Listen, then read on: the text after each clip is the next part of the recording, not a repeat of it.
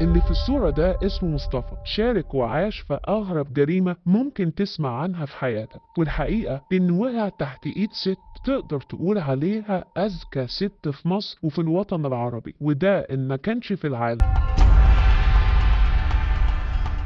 2021 في محافظة الجيزة، مصطفى اللي عنده 20 سنة ولسه طالب في الجامعة قاعد سهران بالليل لأنه في مرحلة الأجازة السنوية، والطبيعي زي شباب كتير مصطفى قاعد بالليل على الإنترنت، سواء كان بيلعب أو بيتابع أخبار الناس على السوشيال ميديا. ولما يفتح الفيسبوك يكتشف إن عنده طلب صداقة من بنت جميلة جدا اسمها رغدة. الصورة بتاعتها جميلة جدا، وواضح من الحاجات اللي بتنشرها إنها بنت متدينة. ولأن مصطفى عارف كويس إن معظم الحسابات اللي شبه دي بتكون حسابات مزيفة، فقرر إنه قبل ما يتواصل معاها أو يقبل طلب الصداقة إنه يتأكد منها الأول. فدخل على الحساب بتاعها وفتح الصور، فلقاها منزلة كمية صور كتيرة في أماكن كتيرة وفي أوقات مختلفة، ده غير الحاجات اللي بتنشرها بشكل يومي، واللي بتأكد لمصطفى إن الحساب ده بقاله فترة طويلة موجود. واللي يلفت انتباهه أكتر كمية الأدعية والصور الدينية اللي موجودة على الصفحة، وتحديدا وقت صلاة الفجر. ويكتشف من بيانات الحساب إن رغدة دي من اسكندرية، وإن عندها صحاب كتير من اسكندرية ومن محافظات تانية، فقرر إنه يقبل الصداقة دي ويشوف رغدة دي عايزة منه إيه. وفي الحقيقة هي بنت جميلة جدا وشباب كتير تتمنى تتعرف عليها. مصطفى بعد ما يقبل الصداقة على طول يبعت لها رسالة بسيطة عبارة عن مجرد سلام على رسائل الفيسبوك، والبنت ترد عليه بمنتهى الأدب والاحترام. وعرف إن عندها 17 سنة ومقيمة في اسكندرية، وحلم حياتها إنها تنزل القاهرة علشان تلاقي فرصة شغل، لأن الفرص هتكون أكتر وأفضل، وإن أهلها شغالين في التجارة ومرتاحين ماديا جدا. وطبعا مصطفى بعد ما سمع منها كل حاجة هو كمان قالها عن نفسه كل حاجة. وبعد ما تمر ساعة بالظبط رغدة تطلب من مصطفى إنها تقفل علشان تصلي الفجر وتنام. مصطفى يقفل معاها ويعيش بعدها أغرب حالة مر بيها في حياته. حس إنه حب الكلام معاها جدا، وإنهم اتكلموا مع بعض في تفاصيل كتير، وده من أول مرة. والفضول يخلي مصطفى بعد ما يقفل يدخل على الحساب بتاعها تاني علشان يتأكد هي البنت دي حقيقية ولا بتضحك عليه، ويدور ورا كل التفاصيل اللي موجودة في الحساب، لدرجة إنه يوصل لأول حاجات هي نزلتها، لحد ما يتأكد إن الحساب ده حقيقي وإن رغدة دي إنسانة حقيقية. تاني يوم مصطفى يبعت لها علشان يطمن عليها، وهي ترد عليه عادي ويتكلموا مع بعض، وهما الاتنين يقولوا لبعض إنهم ارتاحوا جدا ومش مصدقين اللي حصل. وعلى مدار أسبوع التواصل بينهم بيكون بشكل يومي، يتكلموا مع بعض في كل حاجة، ومصطفى يفتح لها قلبه على الآخر، لحد ما تطلب رغدة إن مصطفى يكلمها فيديو كول علشان تطمن هو مصطفى ده إنسان حقيقي ولا بيضحك عليها. ومصطفى طبعا يوافق على طول ويطلب منها نفس الطلب، بس هي تقول له يا ريت يأجل الموضوع ده شوية، وإنها مش هتعرف تفتح الكاميرا عندها دلوقتي إلا لما تطمن إن مصطفى الأول كويس جدا. وبعد ما يخلصوا المكالمة دي مصطفى يعترف لرغدة إنه بيحبها، ورغدة كمان تقول له إنها حاسة بنفس الموضوع، وإن هما الاتنين مش مستوعبين اللي حصل، وهي قالت له إنها خايفة جدا تكون بتعمل حاجة غلط. مصطفى يقول لها إن نفس الإحساس ده عنده بالظبط، وإن ما عندوش أي إحساس بالندم إنه فتح معاها الكلام، بالعكس ده حاسس إن دي أحلى علاقة هو دخل فيها وبدون أي ترتيبات. ومصطفى برضه زي شباب كتير في السن ده بيحبوا يعملوا شوية حركات فيها ذكاء يختبر بيها البنت اللي قدامه، فيقول لها كام كلمة خارجة ويشوف هل رغدة هتتفاعل معاه ولا لأ. لكن مصطفى يتفاجئ ان رغدة تتضايق جدا وترفض ان مصطفى يتكلم معاها بالطريقة دي. وهنا مصطفى يجيله احساس انه اختار صح، ويمر شهر كامل من بداية العلاقة، وكل يوم تقريبا بيتواصلوا مع بعض يطمنوا على بعض ويحكوا مع بعض شوية. ومصطفى طلب منها انه هيجي اسكندرية علشان نفسه يشوفها على الحقيقة، وطبعا رغدة توافق وتقول له انهم لازم يرتبوا لليوم ده. وفجأة مصطفى يلاقي رغدة اختفت تماما، ملهاش اي وجود ولا أثر، حتى الحاجات اللي كانت بتنزلها على الفيسبوك من أدعية وقت صلاة الفجر حتى دي ما بتنزلهاش. فعليا رغدة ملهاش أي وجود، وحاول يتواصل معاها أكتر من مرة لكن مفيش أي فايدة، اختفت تماما. وفضل يحاول بشكل يومي لحد ما يمر 17 يوم كاملين رغدة مش موجودة خالص. وفي اليوم ال18 يتفاجئ إن رغدة بتبعت له رسالة على الفيسبوك بتعتذر جدا عن الاختفاء اللي حصل واللي ملهاش أي ذنب فيه، وإنها مش عارفة تحكي له اللي حصل ده إزاي ومش عارفة تبدأ الكلام منين. ولما مصطفى يطلب منها أكتر من مرة وبإصرار إنها تقول حصل إيه، رغدة تضطر تحكي له كل اللي حصل. قالت له وهي قاعدة في البيت لوحدها وأهلها كلهم بره في الشغل، واحد صاحب والدها يجيلها علشان يطمن عليه، فلما يعرف إنها قاعدة لوحدها يعتدي عليها ويغتصبها. مصطفى قاعد بيسمع وهو منهار، بس رغدة بتكمل اللي حصل. المهم إن بعد ما الاعتداء ده يحصل والدها يعرف وتحصل مشكلة كبيرة، ويقرروا إنهم لازم يحلوا الموضوع ده علشان الفضيحة. وعلشان كده رغدة اتجوزت صاحب أبوها، وده طبعا بعد ضغط كبير من أهلها، وإنها مش عارفة تعمل إيه ولا تتصرف إزاي، وإن حياتها كلها ضاعت، وحتى الحلم الصغير اللي هي اتعلقت بيه اللي هو مصطفى هو ده كمان ضاع. وتقول له إنها مش مصدقة إن أول مرة تلاقي في حياتها حد يفهمها وترتاح له ويرتاح لها ويحصل معاها كده، وإن اللي حصل من اعتداء عليها وجوازها من صاحب أبوها خلى إن العلاقة بينها وبين مصطفى خلاص كده لازم تنتهي.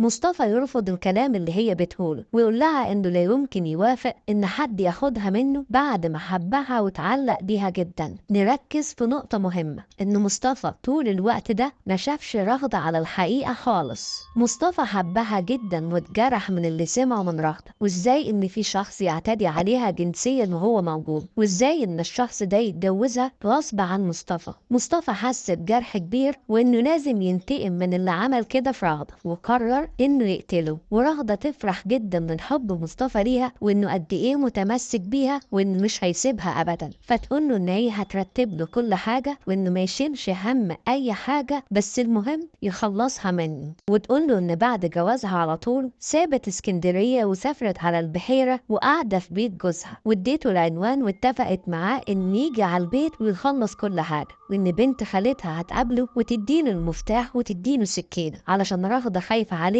ان يجي من الجيزة لحد البحيرة وهو معاه سكينة، فممكن حد يوقفه في الشارع ويسأله هو ماسك السكينة دي ليه. البنت خايفة عليه جدا، ومصطفى يوافق ويحددوا اليوم، وفعلا يسافر على البحيرة ويوصل على العنوان الساعة 3 الفجر، ويقعد على قهوة جنب البيت مستني مكالمة تجيله على الفيسبوك من رغدة. ورغدة فعلا تتصل بيه الساعة 3:15 وتقول له كل حاجة جاهزة، ان بنت خالتها هتقابله عند مدخل البيت. ويقابل بنت خالتها وياخد منها المفتاح والسكين ويطلع على الشقة ويدخل على أوضة النوم علشان يقتل صاحب أبوها اللي اعتدى على حبيبته رغدة، ويدخل عليه وهو نايم ويضربه أكتر من مرة بالسكينة. وبعد ما يخلص يسيب السكينة وينزل من البيت على طول ويسافر على الجيزة ويرجع بيته تاني. وتاني يوم يحاول يكلم رغدة على الفيسبوك بس يلاقي الحساب بتاعها مقفول، ويستنى يوم والتاني ونفس الموضوع بالظبط، رغدة اختفت وملهاش أي أثر. وبعد ما يمر 10 أيام يلاقي مصطفى رجال الأمن جايين له على البيت علشان يقبضوا عليه، ولأن مصطفى صغير في السن وما عندوش أي سوابق إجرامية وأهله ناس كويسين جدا، فيعترف لرجال الأمن على طول إنه عمل كده دفاعا عن الشرف وعلشان يجيب حق رغدة. وهنا يعرف رجال الأمن إنه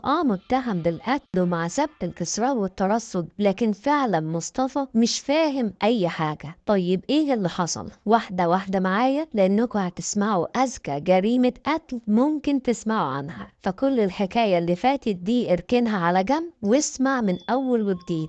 شيماء عندها 32 سنة، متجوزة بقالها 10 سنين من محمد اللي عنده 35 سنة، وهما الاتنين من أول ما اتجوزوا وهم قاعدين في البحيرة. محمد جوزها عنده شركة متخصصة في بيع الإطارات وبطاريات العربيات، والراجل مرتاح ماديا جدا وهما الاتنين عايشين كويس جدا. شيماء بسبب انشغال جوزها بالتجارة والبعد عنها لفترة طويلة فتعرفت على واحد اسمه محمود عنده 28 سنة، والعلاقة دي استمرت بينهم لحد ما بقت علاقة غير شرعية، ومحمود يعوض شيماء عن كل الحاجات اللي ناقصاها من جوزها محمد، وبدأت تعشقها. يقرروا انهم يقتلوا محمد جوزها، بس لازم يلاقوا خطة جديدة خالص من نوعها، وان محدش فيهم هما الاتنين يتم اتهامه بأي حاجة. وشيماء من كتر حبها في محمود عشقها طلبت منه انه ما يظهرش في الصورة خالص، وان هي هتدبر وتخطط كل حاجة وتقتل محمد جوزها من غير حتى ما تبقى طرف في الموضوع. ولما محمود حاول يفهم هي شيماء هتعمل ايه، عرف انه قاعد مع شيطان حقيقي.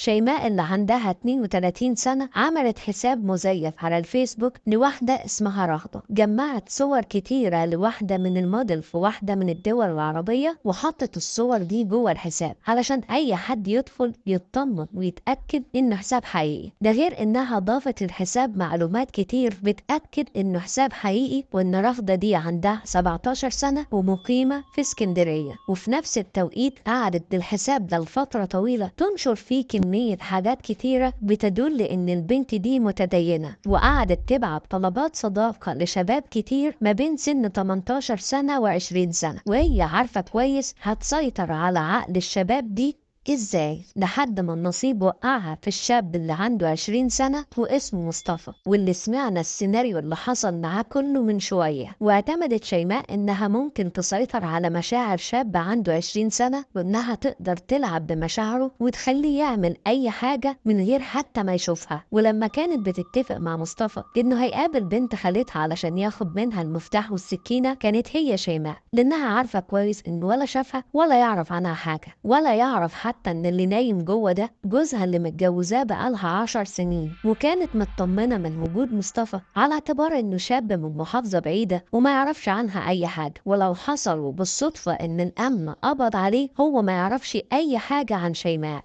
المهم لازم نعرف ايه اللي عملته شيماء بعد ما مصطفى نزل. كان محمود عشيق شيماء موجود في الشقة، وبعد ما مصطفى نزل خرج من الأوضة وضرب شيماء على راسها وعمل لها جرح ونزفت منه جامد، وبعدها ربط ايديها وربط رجليها. والكلام ده كله خلص الساعة 4:30 الفجر. ومحمود لما ينزل ما يخرجش من باب العمارة، ويخرج من السطوح لعمارة تانية وينزل من عمارة بعيدة خالص. وبعدها شيماء تقعد تصوت بصوت عالي لحد ما الناس كلها تتجمع ويكسروا باب الشقة ويدخلوا ويلاقوا شيماء متكتفة وبتنزف دم من دماغها، ويلاقوا محمد جوزها غرقان في دمه ومرمي جنبها على الأرض. ولما الجيران تيجي شيماء تقول لهم إن في 2 دخلوا عليهم ملثمين وقعدوا يضربوا فيهم هما الاتنين وقتلوا جوزها وضربوها. الجيران تكلم رجال الأمن بسرعة علشان خلال وقت قليل يوصلوا ويبدأوا يسمعوا من شيماء إيه اللي حصل، ويكون معاهم فريق من البحث الجنائي ويبدأوا يفحصوا مسرح الجريمة كويس جدا، وفعلا يكتشفوا وجود بصمات غريبة جوه البيت.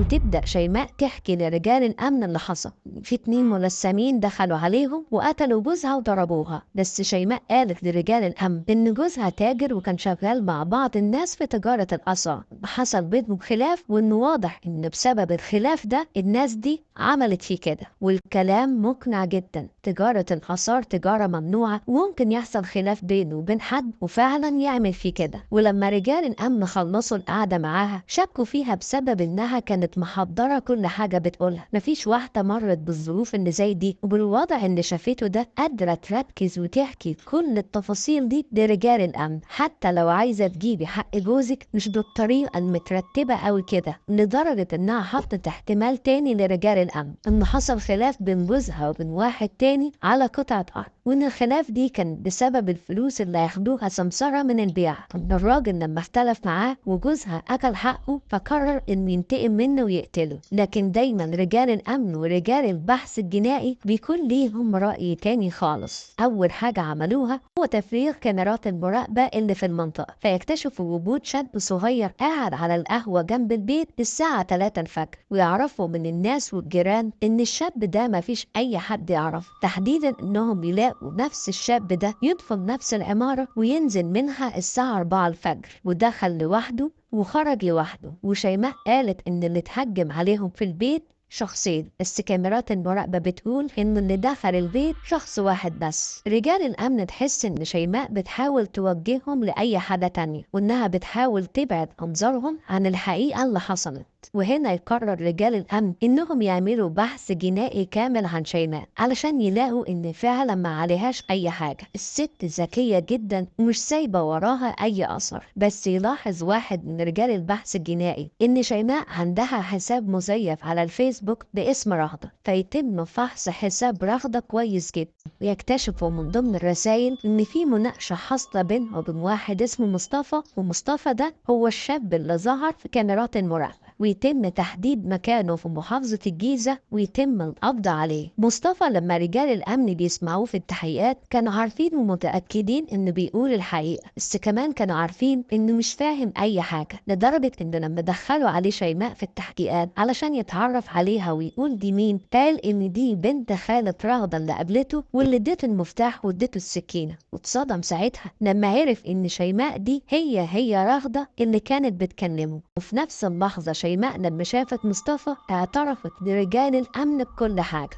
مصطفى يعرف فين قاعدة ولا دي رغدة ولا تم الاعتداء عليها، وإن اللي قتله ده جوزها اللي متجوزاه من 10 سنين، وعرف إن طول الوقت اللي فات ده كان عبارة عن شخص مغفل، إنها تعرف تقنع واحد ما شافتوش ولا شافها، وكل الكلام بينهم عن طريق الفيسبوك، إن يجي وينفذ جريمة قتل دي حاجة مش طبيعية خالص، ويتم تقديمهم للمحاكمة ويتم إصدار حكم الإعدام على شيماء. لكن الحقيقة ما عرفناش نوصل للحكم اللي حصل على مصطفى، ويا ريت لو في حد من اللي بيتفرج علينا عنده معلومة بالحكم كان إيه يقول لنا في التعليقات. ويا ريت ما نمشيش ورا أي حاجة موجودة على السوشيال ميديا ونعتبرها إنها حقيقة ونصدقها. إن عمله مصطفى صحيح جريمة قتل، لكن في الآخر هو مشي ورا مشاعر شاب مش فاهم أي حاجة في الدنيا غير إنه حب واحدة على الفيسبوك. سلام عليكم. تنسوا الإعجاب بالفيديو والاشتراك في القناة تشجيعا لنا لنستمر بنشر المزيد إن شاء الله.